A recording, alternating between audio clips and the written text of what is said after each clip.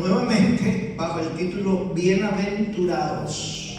Bienaventurados. Dígale a la persona que está a su lado: tú eres un bienaventurado. Tú eres una bienaventurada. Y vamos a leer el Evangelio de Mateo, capítulo 5, versículo 5. Leemos. Anda, yo creo que me equivoqué. Me estoy equivocando mucho. Ese no es, porque ese fue el que ya predicamos la semana pasada. Entonces es Mateo 5:6. Mateo 5:6. Quiten ese versículo, por favor, porque me equivoqué. Y los de Bogotá, los de Colombia no me corrigieron. Pero la palabra dice: bienaventurados los que tienen hambre y sed de justicia, porque ellos serán saciados. Bienaventurados los que tienen hambre y sed de justicia, porque ellos serán saciados. Señor, gracias por tu presencia este domingo, tu presencia especial, el toque de tu Espíritu Santo sobre nuestras vidas. Esta mañana como iglesia hemos agradado tu corazón, Señor, porque nuestras voces se levantaron para adorarte, Señor, nuestras manos, pero sobre todo nuestro corazón se acerca a ti, Padre. Ahora, Señor, termina de bendecirnos este domingo con tu palabra, Señor. Edifícanos, Señor, y sigue transformándonos de adentro hacia afuera, Padre. En el nombre de Jesús te lo pedimos. Amén. Puede tomar asiento. Estamos y continuamos, ya llevamos un mes y todavía nos falta quizás otro mes, hablando acerca del Sermón del Monte. El Sermón del Monte es un sermón famoso que estamos tratando de estudiar. Es un tema para tratar los días viernes, pero como muchos de ustedes no pueden venir los viernes, entonces yo les traigo los viernes a ustedes, los domingos. El Sermón del Monte tiene una equivalencia en alguna forma a los mandamientos, cuando Moisés subió al monte a recibir la ley, los mandamientos de Jehová. Dice la Escritura que Jesús subió al monte y se sentó y comenzó a predicarle. Y le predicó a sus discípulos, a los que él había considerado iban a ser ese grupo de hombres sobre los cuales iba a establecer una iglesia. Algo nunca antes visto o escuchado en la cultura judía. Para nosotros es muy fácil hablar de la iglesia porque crecimos oyendo hablar de la iglesia. Pero yo quiero que usted siempre trate de colocarse en el contexto de lo que está sucediendo. Nunca en el pueblo judío había existido una estructura como la que Jesús estaba a punto de establecer. Empezando porque el pueblo judío no tenía en ese momento una división entre un pueblo secular y un pueblo religioso. No. El pueblo judío, su estructura de gobierno era la teocracia, es decir, Dios controlaba todos los estamentos y de alguna manera la religión había impregnado todos los estamentos de la sociedad, es decir, era una sociedad de todo punto de vista religiosa alrededor de la palabra de Dios. Jesús viene a establecer algo nuevo, algo diferente, algo que el Padre había anunciado desde hace muchos años, pero que ahora llegaba el tiempo de su cumplimiento. Juan el Bautista dijo: arrepentíos, porque el reino de los cielos se ha acercado. Y cuando Jesús empezó a predicar, lo primero que dijo es: el reino de los cielos se ha acercado. Es decir, Jesús vino a establecer un reino. Y les he mencionado que todo reino tiene un rey y todo reino tiene un territorio, tiene un área física, por decirlo así. Bueno, ese rey es Jesús. Ese reino es una dimensión espiritual, una dimensión espiritual que Él viene a establecer. Y los miembros o los participantes de ese reino iban a ser hombres y mujeres que a partir de los discípulos iban a constituir una nueva estructura espiritual. De esa estructura religiosa llamada Israel, de la que usted y yo escuchamos hablar, ¿verdad? Desde su formación, desde la formación del ser humano, desde Génesis, cuando llegamos a Éxodo, la ley, etc. Desde esa estructura cultural, geográfica, política, religiosa llamada Israel, el Señor va a establecer algo completamente diferente llamado el reino. Y para eso, Él decide llamar a 12 hombres, que serían los cercanos. Ahora, cuando el Señor está en su ministerio caminando, pues les he mencionado que una multitud se acercaba. Era común en esos días que estuvieran personas que se les llamaba milagreros o curanderos dentro de esa cultura judía o israelita. Dentro de esa cultura había personas que predicaban, que decían cosas. Había otros que eran rebeldes políticos y que mezclaban las cosas de Dios con la política. Y la multitud estaba acostumbrada a acercarse, ¿verdad? Por curiosidad, pero también por necesidad.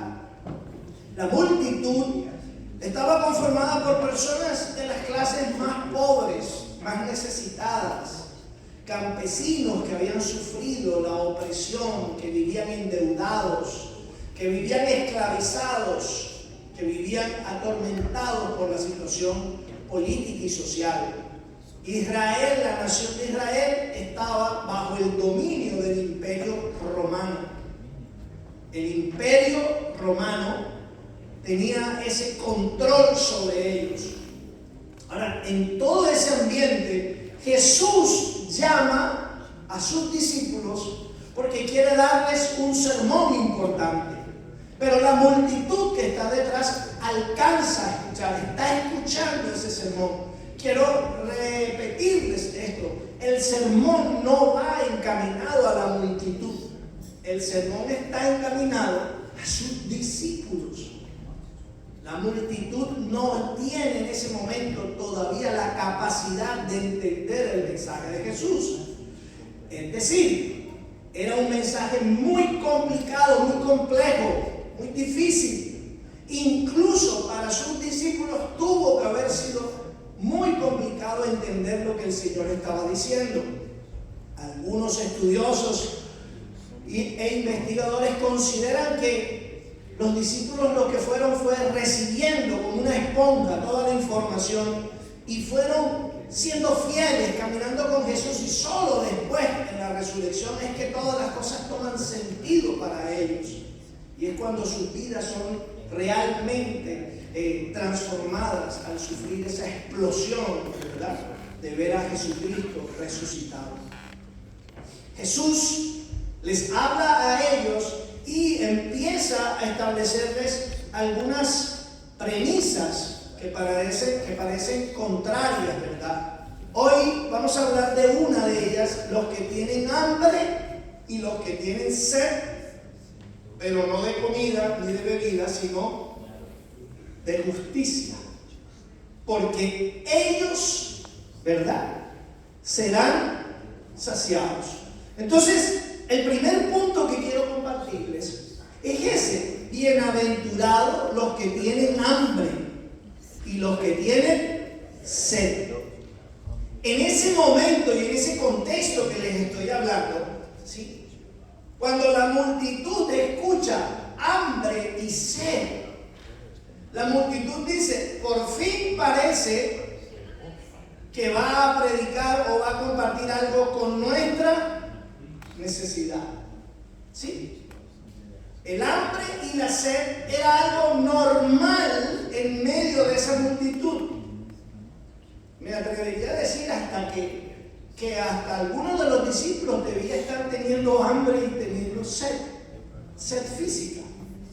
Me atrevería a decir que muchos de ellos estaban ya desanimados. Cuando el Señor dice, bienaventurados los pobres en espíritu, bienaventurados los mansos, ¿verdad? Pero en este momento el Señor dice, bienaventurados los que tienen hambre y los que tienen sed. Cientos de esas personas pensaron, este es el momento en que nos va a proveer un milagro, va a hacer milagros. ¿Y cómo lo hará? No sé, no me puedo imaginar, pero ellos pensaban que iba a haber una solución física, material para su necesidad. La multitud tiene necesidad física. La multitud tiene hambre y tiene sed, y de la buena. Pero el Señor no va a hablar de hambre física, no va a hablar de comida y no va a hablar de bebida. El Señor utiliza la palabra hambre y sed para expresar la profundidad, para expresar la magnitud del deseo que Él quiere provocar en la vida de sus discípulos y en la vida de su iglesia. Amados, gracias a Dios vivimos en la tierra donde fluye leche y miel. Gracias a Dios. Pero nunca se nos debe olvidar las necesidades que pasan nuestros familiares y nuestros hermanos en la fe, en nuestras iglesias, por ejemplo, en Colombia. La necesidad física, el hambre y la sed. Debemos recordar el hambre y la sed.